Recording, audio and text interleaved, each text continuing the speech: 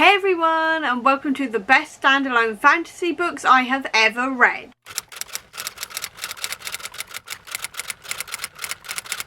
I am generally more of a series reader, as you can tell by my shelves, but I do occasionally read a standalone fantasy book that absolutely blows me away. So today what I'm going to be doing is taking you through some of my absolute all-time favourites. I'm going to start out with what is most possibly the most obvious answer for me as a V.E. Schwab nerd, but I have to mention The Invisible Life of Addie LaRue because I loved this book. This book is following Addie, who made a deal with a demon several hundred years ago to basically be immortal, but the price of that is that everyone she meets forgets her as soon as she walks out of the room, until one day she discovers Henry, who remembers her, and it all goes from there. And this is fantastic. I loved the world of this one, and I loved everything to do with the demons and the deals and everything else. I thought that was all fantastic. I also really loved Addie as a main character. I really loved seeing her through the centuries and figuring out how to deal with the fact that no one remembers her and how she has been living for the last couple of hundred years.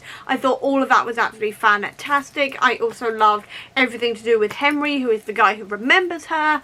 Everything else, this was absolutely fantastic, and I know I am V.E. Schwab trash here. I adore her work, but genuinely this is one of my favourite ones she has ever written. I really enjoyed it, and if you are brand new to fantasy as a genre, this is actually a really good one to start with. It is fantastic. Then I also need to mention The Deathless Girls by Kira Millward Hargrave here, because this was also fantastic to read. This one is a retelling of Dracula in a way, because it is telling the story of Dracula's wives and how they basically became vampires and how they became the wives of Dracula specifically, and this was fantastic. I will say it leans a little bit more into gothic horror in a way, because obviously it is based on Dracula and it is sort of keeping with that kind of theming and things like this, but I feel like it's still got enough fantasy elements in it as well to count as a fantasy standalone and not just a gothic horror one. But I did really love this. I loved seeing the relationship between the twins and how much they wanted to protect each other.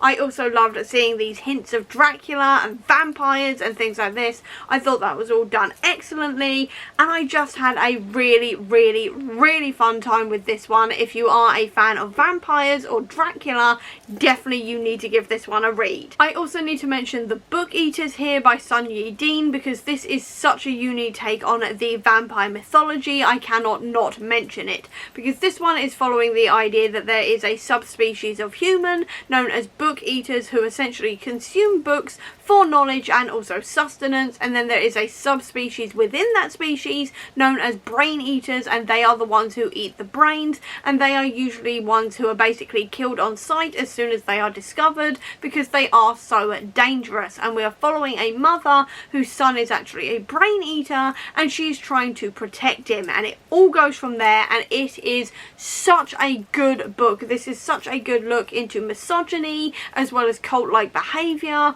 all of this kind of thing. It is also a really unique take on vampires as well, because it's obviously taking that vampire idea and applying it to books and brains, which I really enjoyed as a vampire lover myself.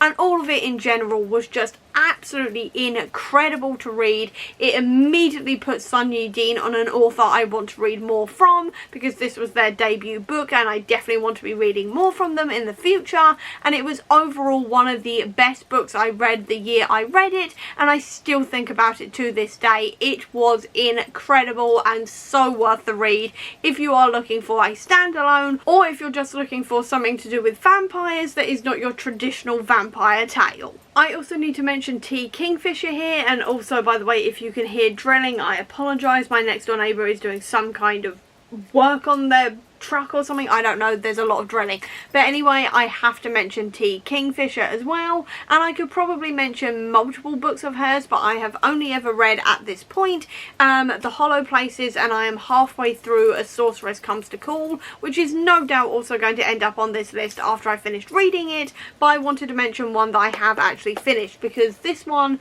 was also incredible and deserves to be on here, because this one is a portal fantasy, but it's got more of a horror twist on it.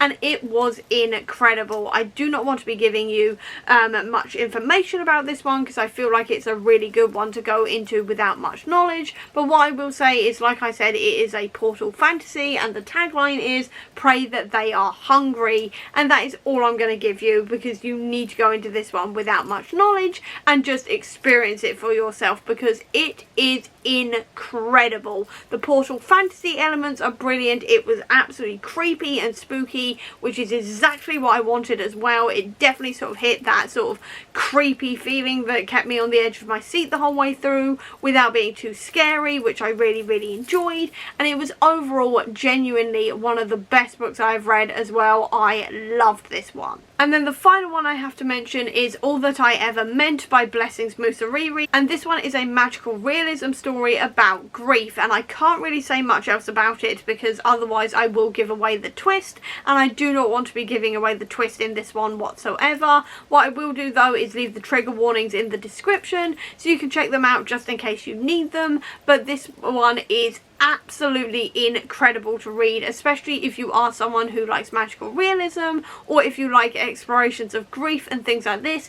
It is excellently done, brilliantly written. I will say this one's about 190 pages as well, so it's a really quick read, and it was fantastic. If you are someone who can read this one, if you are not affected by the triggers in it, definitely give it a go. It is incredible and well worth the read. And that is some of my all-time favourite fantasy standalone books. So I hope you enjoyed this video. If you did, please do give me a thumbs up. Comment down below, tell me your favourite standalone fantasy. I would love to know. Or if you don't have that much time, leave me a book stack emoji down below to let me know that you were here. I'll also leave a link as well down below to all of my social media if you want to check it out. Or if you just want to see any more of my videos, please click subscribe here, and over here will be the link to my previous video. But until next time everyone, bye!